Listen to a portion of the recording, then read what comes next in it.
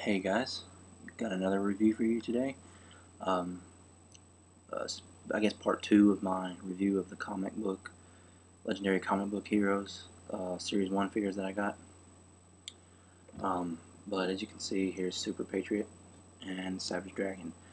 Now in this series, these two figures were the only two figures that had variants, and the variant for SuperPatriot was a maskless version where he's got like just a regular face with like some metal around his head, I guess. And for the Savage Dragon, his variant is a white T-shirt, tank top variant, I guess, which I didn't like. I didn't like either of the variants, so I just got the regular ones. And surprisingly, there's only one SuperPatriot and one Savage Dragon of these particular figures that I got. So I think I lucked out. Okay, first going to talk about Savage Dragon. His articulation is probably the best in the series, but before I do that, I'm going to go over a character bio. A lot of people probably know Savage Dragon from the cartoon show from back in 1995, 1996. That's where I first heard of him. Both of these characters are made by Eric Larson, who was one of the creators of the original Teenage Mutant Ninja Turtle comics. Probably some of the best comic book heroes that have ever been made, to tell you the truth. While these characters aren't as good as, especially SuperPatriot, while they aren't as good as the Teenage Mutant Ninja Turtles, the Savage Dragon is still a pretty cool character. He originated, I can't remember what comic he originated from, but he originated from some comic, and it was a big enough hit to where he got his own monthly series. He's loosely based off of the Hulk and the creature from the Black Lagoon, sort of a mix of the two. He was just an amnesiac. He woke up, he didn't have a clue who he was one day. He made friends with a police officer, and that police officer wanted him to become a cop, and he didn't want to become a cop. And so when that police officer got killed somehow, he decided he would honor his wishes, and so he became a cop.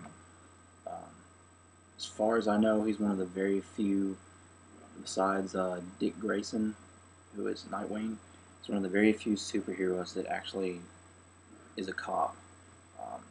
I don't really know of too many that are actually on a police force and a superhero at the same time.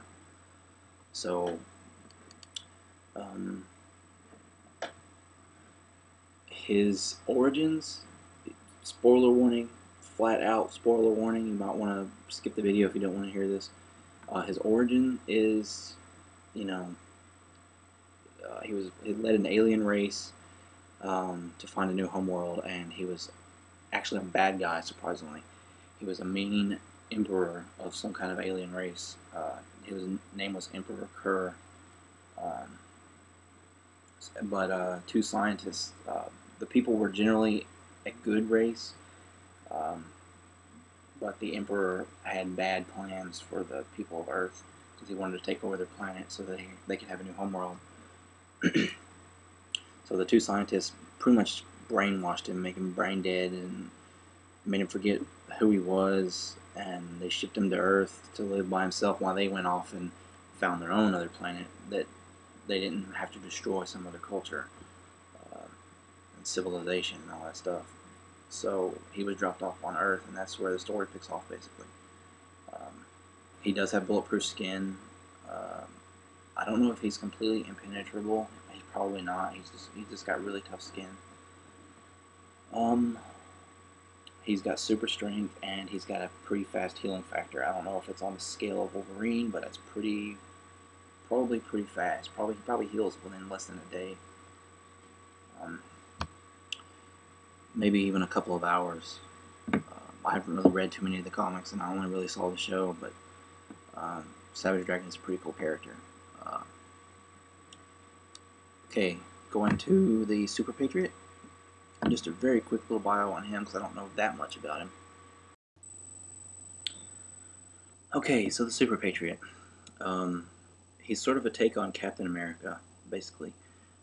except really just dramatic and out there, in my opinion. He was captured by the Nazis in World War II. He was made into a super soldier, basically, given superhuman powers, given a sort of a fast healing factor, superhuman strength, and sort of reflexes and speed. Well, sometime after, I don't know when exactly, he had donned a American flag type costume. He had gone to become a superhero and all that stuff.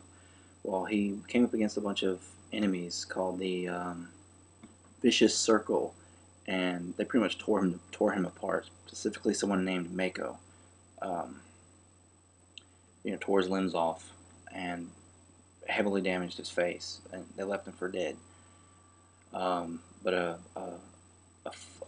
some kind of organization known as Cyberdata found him and made him what he is today. He's not as cool as Savage Dragon, but he's okay. I have known about him for a while though, ever since Todd McFarlane did that first figure he did of the Super Patriot. I think that's the only one he's ever done, actually. So, for articulation on the Super Patriot, I didn't point this out in my review of Ripclaw and Madman, but the hair on Ripclaw and Super Patriot does twirl, which is pretty cool. Standard articulation for Marvel Legends,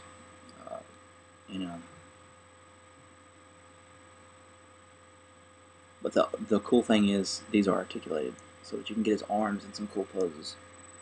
That's about the only thing that's not standard on him, is these. So, no, and the gun arm only has one joint there. It's just two joints, but it's still. So the gun doesn't like twirl around or anything. It only moves at the bicep up there.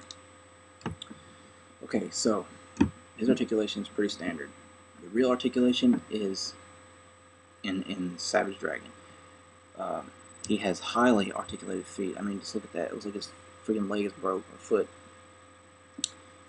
The toes have a good range of movement, and the head is about the only thing that's not as articulated as I like it to be. I mean, the way he moves, it looks kind of weird. It should have had like two joints on the head, but this no big deal. The hands, the arms. By the way, most of these figures have really stiff joints because of the ratchet system. So, especially like Judge Dredd. But anyways, I forgot to show you the detail. He does have hair, sort of, on his chest. So, it's a pretty nice detail. In the back, he's just ripped in the back. Okay, so the hands. The hands are extremely articulated. Each finger has two joints.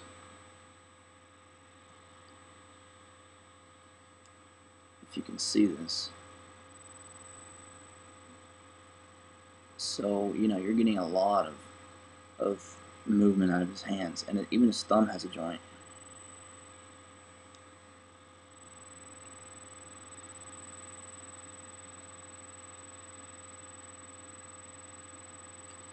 So it's a really articulated figure. The other hand is just like that. So he's definitely the most articulated figure of the line. Overall, I would say the Savage Dragon is probably the best figure in the line, next to Judge Dredd. I don't have the Witchblade yet, so that might be remedied when I get her. But Savage Dragon's at 9. He's easily at 9. Super Patriot's about 8.5. So they're really good figures. I would definitely say that if you got these figures, Savage Dragon would be the one to keep. Maybe the Super Patriot if you like him enough, but some people might not like him. So that's my review, and I'll see you next time.